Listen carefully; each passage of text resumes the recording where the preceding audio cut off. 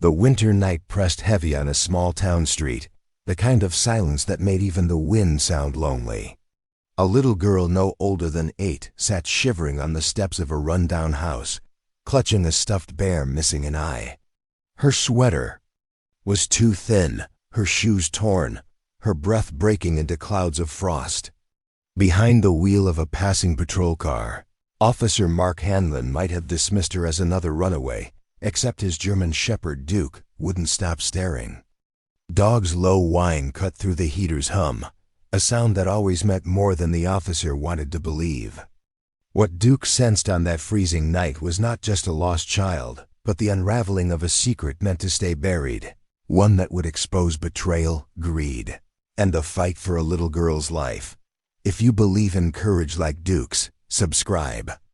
And join us for this story. The streets were nearly deserted, lined with dark porches and brittle trees swaying against the winter sky. Mark slowed the cruiser as his headlights washed across a crumbling house at the corner of Willow Lane. That's where he saw her, knees tucked to her chest, a stuffed bear clenched so tightly it seemed like her only shield. She didn't look up when he parked, didn't move even when the red hazard lights flashed across her pale face. In the back seat, Duke lifted his head, ears pricked, a low whine turning sharp as a single bark. Mark stepped out into the bite of cold air, his boots crunching on frozen pavement. His voice was steady, professional, stripped of emotion. "Hey, are you hurt?" The girl's head tilted just enough for him to catch the dirt streaked across her cheek, the cracked skin on her lips. She clutched the bear tighter, her silence louder than any cry. Duke leapt from the cruiser when Mark opened the back door. The German shepherd's movements were slow, deliberate, tail level, head low, every step calibrated to reassure. He paused at the girl's side, sniffed her trembling hand, then pressed his warm body against her legs. She didn't speak, but her small fingers slipped from the bear to grip his fur, holding on as if he were the only solid thing in her collapsing world. Mark went back to the trunk, pulled a thermal blanket, and placed it gently across her lap. She hesitated, then wrapped it around herself, the crackle of fabric loud in the frozen quiet. He crouched, lowering himself to her level. "My name's Officer Hanlon. This is Duke. We'll get you somewhere warm." She opened her mouth, but no sound came. Duke's steady breathing seemed to calm her more than words ever could. Mark straightened, radioed dispatch. Unit 12. Found juvenile female, approximately 8 years old. No visible injuries. Hypothermia risk. Transporting. His tone was clipped, routine. But when he glanced back, Duke was nudging the girl's hand again, and she had buried her face into his fur like a child hugging the only family she trusted. He opened the car door. Duke climbed in first, stretching across the seat to make room for her. After a long pause, the girl slid down from the steps and followed, cautious but drawn to the dog's steady presence. She curled against him, the blanket slipping off her shoulders as she pressed her face deeper into his coat. Mark closed the door, stood still for a moment, then slid behind the wheel. The heater kicked in, fogging the windshield edges. He caught her reflection in the rearview mirror, eyes open, but softer now, clinging to Duke. For him it was another case, another report. But the way she held that dog told him this was anything but routine. The ride to the station was quiet, broken only by the hum of tires and the girl's shallow breathing as she clung to Duke. Every so often, the shepherd turned his head, brushing his nose against her arm, grounding her in a way no human words could. Mark kept his eyes on the road, but his mind kept circling the same question. Why was she outside in the dead of winter, and why hadn't anyone come looking? At the precinct, paramedics met them at the door. They tried to coax her with soft voices and promises of hot chocolate, but she wouldn't let go of Duke. She stepped inside only because the dog led the way. His harness strap clenched in her small hand. They settled her in an interview room, blankets still wrapped around her shoulders.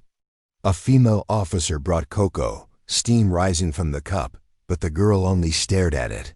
When she finally spoke, her voice cracked like breaking glass. "Don't let them take me back." Mark leaned forward, careful not to crowd her. "Who, sweetheart?" Her eyes darted to the door, then back to Duke. She whispered into his ear first, as though he could translate. Finally, she looked at Mark, the people in the house. Mark's gut tightened.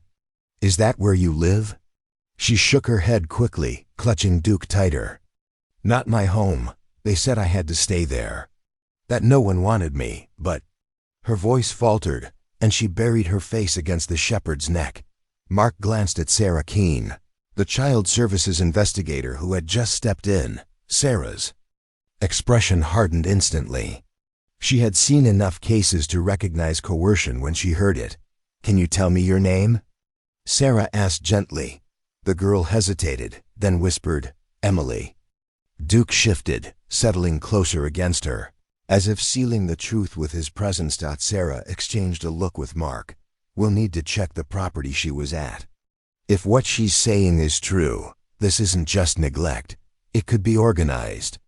Mark nodded, jaw tight.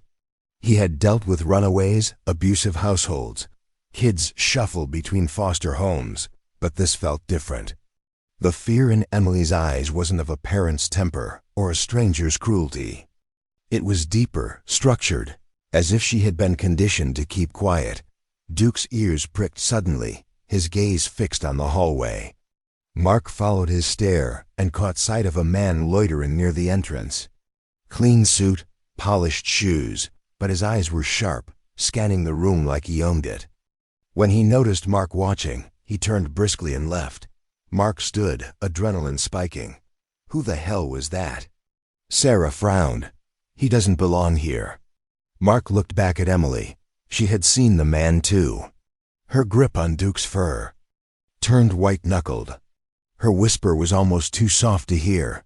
"That's them. Don't let him take me back." Duke growled, low and steady, a sound that rumbled like a warning through the sterile room. The next morning, a winter sun tried to warm the frost that clung to the station windows, but inside, tension hung heavier than the cold. Mark hadn't slept. Neither had Duke, who refused to leave Emily's side, stretched across the bench like a living shield. Every time someone walked past the glass, Emily stiffened, her small hand burrowing deeper into the shepherd's fur. Detective Sarah Keene entered with a folder tucked under her arm. Her face was grim. "That house on Willow Lane? It's not just a random property. It's owned by a shell company, one that's tied to 3 other addresses in the county. Foster contracts, childcare payments, government checks. On paper, they're caring for kids. In reality, it looks like they're trading them." Mark swore under his breath. He looked at Emily, still wrapped in the oversized blanket, eyes shut, but not asleep. "She's proof," he said. "And she's terrified they'll take her back." Sarah dropped the folder on the table. Inside were photographs, neglected houses, identical paperwork signed by different names. Patterns that screamed of conspiracy. "We raid tonight," she said firmly, "before they vanish." Hours later, Mark pulled up to the same corner of Willow Lane, headlights off, heart pounding. Backup units fanned out in silence, boots crunching over snow. Duke stood at the ready, muscles coiled, breath steaming in the icy air. Mark gave a quiet hand signal, and the shepherd surged forward, nose low, weaving through shadows. Duke stopped at a basement door, barking sharply, claws raking the wood. Officers forced it open. The stench of damp concrete and fear hit them first. Then the sound, small voices crying out, muffled, pleading. Flashlights cut through the darkness. 3 children huddled in the corner, bound and shivering. An older boy raised his head, blinking against the light. "Please," he rasped. The team moved fast, freeing restraints, wrapping blankets, carrying them into the freezing night. Mark crouched beside them, his chest tight. "You're safe now. You're going home." But Duke wasn't done. He growled again, this time toward a stack of crates at the back.